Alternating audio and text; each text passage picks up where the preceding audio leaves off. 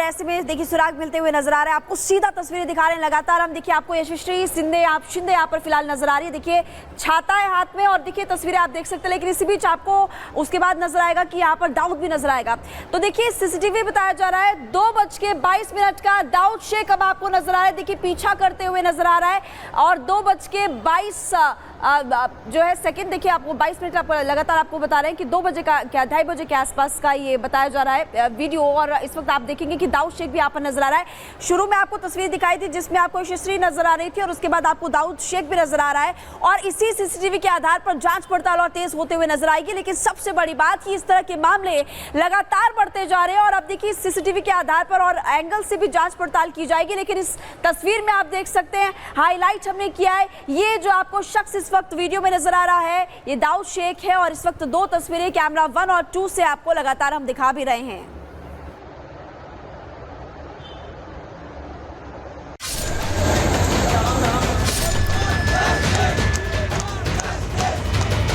मैं इस वक्त उसी जगह पर मौजूद हूँ जहाँ पर 3 बच्चों की जान चले गई। ये हादसा नहीं बल्कि एक बहुत बड़ी लापरवाही है। मांग हो रही है तो वही दूसरी तरफ इस्तीफे की मांग जो है वो तेज होती गई। इन 3 बच्चों की हत्या है, यह हत्या हादसा नहीं है। ऐसे लोगों को फांसी होनी चाहिए, फांसी। इस्तीफा दो भाई, इस्तीफा दो। वाटर कैनन का इस्तेमाल है वो यहाँ दिल्ली पुलिस करती हुई नजर आ रही है।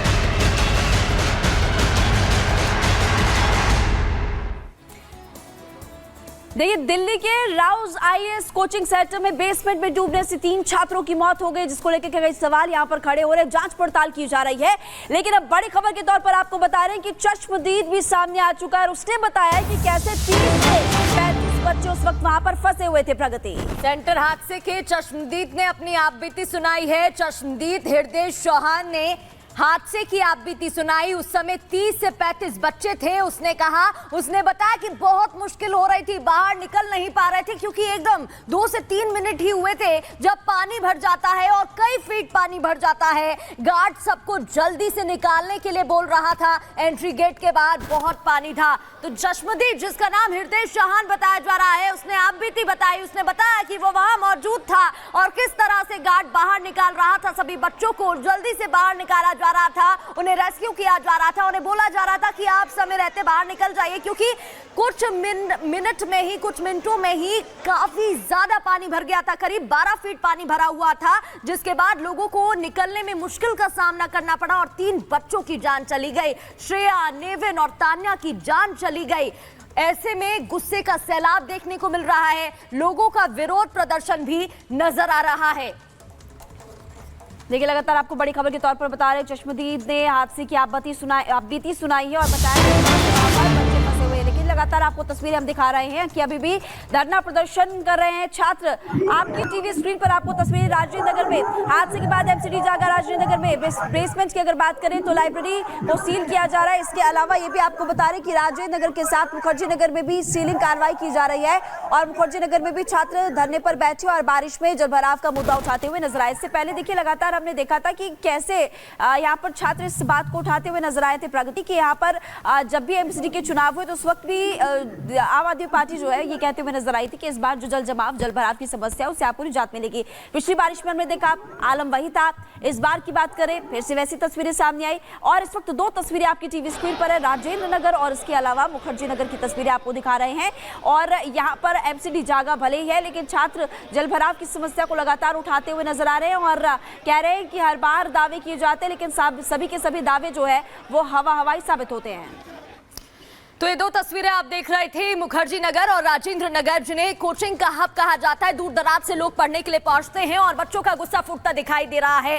अब एमसीडी प्रशासन और दिल्ली प्रशासन लगातार कार्रवाई कर रहा है और अवैध बने हुए बेसमेंट को सील किया जा रहा है, उन्हें बंद किया जा रहा है, ताले जड़े जा रहे हैं और एक्शन लिया जा रहा है। लेकिन सवाल यही उठता है कि हादसे के बाद ही क्यों प्रशासन जागता है और पहले ढील क्यों दी जाती है। रिपोर्ट देखिए।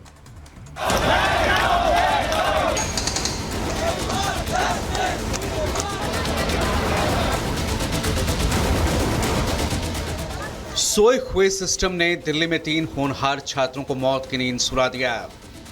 हादसे की तस्वीरें देखकर जहन में एक ही सवाल उठता है कि आखिर ऐसे हादसों के बाद ही सिस्टम क्यों जागता है। दिल्ली में कोचिंग हादसे के बाद जहां एक तरफ छात्रों का विरोध प्रदर्शन जारी है, तो वहीं सियासी वार पलटवार का दौर भी जारी है। बीजेपी और आम आदमी पार्टी जहां एक दूसरे के खिलाफ जमकर वार पलटवार कर रहे हैं, तो वहीं एलजी ने 24 घंटे के भीतर दोषियों की जिम्मेदारी तय कर कठोर एक्शन का भरोसा दिया है। अब तक पूरे मामले में 7 आरोपियों की गिरफ्तारी हो चुकी है। 20 बेसमेंट सील किए जा चुके हैं। एक इंजीनियर को टर्मिनेट, एक को सस्पेंड भी किया जा चुका है। तो वहीं दिल्ली पुलिस ने राजेंद्र नगर हादसे के बाद एमसीडी को नोटिस भेजकर पूछा है कि आखिर ड्रेनेज सिस्टम की जिम्मेदारी किसकी है। वहीं गृह मंत्रालय ने दिल्ली के ओल्ड राजेंद्र नगर में कोचिंग के बेसमेंट में हुए हादसे की जांच के लिए कमेटी का गठन किया है। ये समिति 30 दिनों के भीतर न सिर्फ हादसों की जांच करेगी, बल्कि जिम्मेदारी तय करने के साथ साथ सुझाव भी देगी। अब दिल्ली में एक्शन देखने को मिल रहा है। बुलडोजर कार्रवाई हो रही है। अवैध निर्माणों को ध्वस्त किया जा रहा है। देश भर के कोचिंग सेंटर्स अब अलर्ट पर हैं। दिल्ली से लेकर जयपुर तक कोचिंग सेंटर के नाम पर मौत का कुआं तैयार कर लाखों की उगाही करने वाले कोचिंग सेंटर्स को सील करने की कार्यवाही चल रही है।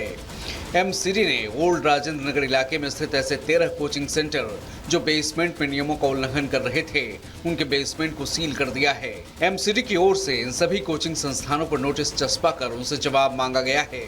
मतलब साफ है कि अब भी ऐसे कई मौत के कोचिंग सेंटर्स चल रहे हैं जो अभी भी हादसों को दावत दे रहे हैं।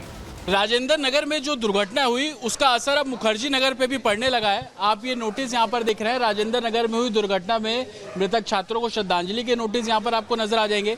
लेकिन ये जो दृष्टि एक तरीके से इंस्टीट्यूट है, आप ये देखेंगे पुलिस बल यहाँ पर तैनात किया गया है। इस दृष्टि इंस्टीट्यूट को भी अब यहाँ पर बंद किया गया है और कारण ये बताया जा रहा है कि जो क्लासेस यहाँ पर चलती थी वो बेसमेंट में चलती थी और जो नियम कानून का पालन यहाँ पर किया जाना था वो नियम कानून का पालन जो है वो यहाँ पर नहीं किया गया। कुछ स्टूडेंट है, उनसे हम बात करेंगे। समस्या ये है कि कोचिंग एक बिजनेस बना लिया गया है। जो कोचिंग और यहाँ पे जो डीलर हैं, ये सब एक तरह से नेक्सस चल रहा है और इनको भी रोकना होगा। यहाँ पे जो रेजिडेंशियल एरिया में भी लाइब्रेरियाँ चल रही है। यहाँ पे ऊपर देख लीजिए, पूरी लाइब्रेरी लगे हुए हैं, तारों का ये झुंड देख लीजिए, आपको दिखेगा यहाँ पे। और कोचिंग यहाँ पे नीचे बेसमेंट में चलाई जा रही है। अगर इस तरह की दुर्घटना होगी तो इसके लिए जिम्मेदार कौन होगा? मुखर्जी नगर में प्रशासन हरकत में आया है। यहाँ प्रशासन ने दृष्टि आईएएस कोचिंग की बेसमेंट में चलने वाली क्लास को सील कर दी है। यहाँ बेसमेंट में 5 अलग अलग क्लासेस चल रही थी, जिस पर अब सरकारी सील लगा दी गई है। छात्रों ने बताया कि एक बैच में 700 बच्चे पढ़ते हैं। ये बैच बेसमेंट में चलते थे। यहाँ पे जयपुर पुलिस कमिश्नर के आदेशों के बाद में अब जो लाइब्रेरी है बेसमेंट्स में जहाँ पढ़ाई होती है, वहाँ जो चेकिंग जो है वो शुरू हुई है। कागजात देखे जा रहे हैं, फायर सेफ्टी सिस्टम जो है वो देखा जा रहा है, बेसमेंट से निकलने का रास्ता क्या हो सकता है दूसरा वो देखा जा रहा है। और यहाँ पे आप ये देख सकते हैं बच्चे पढ़ाई भी कर रहे हैं और बच्चों से हम बात करने की कोशिश भी करेंगे। थोड़ा सफोकेशन होता है, एग्जॉस्ट है, वैसे 2-3 है, अंदर भी है, तो कोई दिक्कत नहीं है। भी हो जाता है, दिक्कत होती है थोड़ी बहुत, तो गेट खोल देते वो भी खुल जाता है, एसी भी चला देते। सफोकेशन का प्रॉब्लम तो होता है थोड़ा सा। सफोकेशन का प्रॉब्लम? हाँ। और फिर भी एक्चुअली मेजर जो भी है प्रिकॉशंस लेनी चाहिए, मतलब जेडीए वगैरह को उधर एमसीडी का एक्शन लेने चाहिए। हाँ, फिर भी मतलब जितना भी है कि वो तो क्या है, कोचिंग का बेसमेंट 2-3 दिन से कंटिन्यू चल रहा है, उसमें हमने भी पढ़ा था। तो वहीं अब ओल्ड राजेंद्र नगर स्थित श्रीराम आईएएस कोचिंग के बाहर अतिक्रमण को तोड़ा गया, बुलडोजर कार्रवाई की गई। दिल्ली हादसे के बाद देश के दूसरे कोचिंग सेंटर हब यानी कोटा में प्रशासन फुर्ती में आ गया है। जयपुर पुलिस कमिश्नर ने सभी थाना अधिकारियों को आदेश दिए हैं कि अपने अपने इलाकों में कोचिंग और लाइब्रेरी जो बेसमेंट में चल रही हैं, उनके सुरक्षा उपकरणों और भवन की स्थिति का आकलन करें। बिल्डिंग की स्थिति कैसी है इसकी जानकारी जुटाएं। जयपुर के गोपालपुर इलाके में बहुत सारे कोचिंग और बेसमेंट लाइब्रेरी में हैं, जिन्हें लेकर पुलिस ने कल मौके पर जाकर जानकारी जुटाई। रिपब्लिक भारत की टीम भी मौके पर जाकर जयपुर की बेसमेंट बनी हुई कोचिंग और लाइब्रेरी का जायजा लिया, जिसमें छोटी सी जगह में 150 से 200 बच्चों को पढ़ाया जा रहा था। कुल मिलाकर राजेंद्र नगर में 3 मासूम छात्र जब सिस्टम की लापरवाही की भेंट चढ़े तो प्रशासन को कोचिंग सेंटर के सेहत की याद आ गई। आनन फानन में नोटिस जारी करने से लेकर बुलडोजर तक चला दिया गया। लेकिन सच तो यही है कि ये हादसा नहीं बल्कि हत्या है। कार्रवाई के नाम पर खानापूर्ति का ड्रामा कर सांप के चले जाने के बाद लकीर पीटना। अगर प्रशासन की नींद पहले खुल गई होती तो शायद आज 3 परिवारों के दीपक ना बुझे होते। Bureau report, Republic Bharat.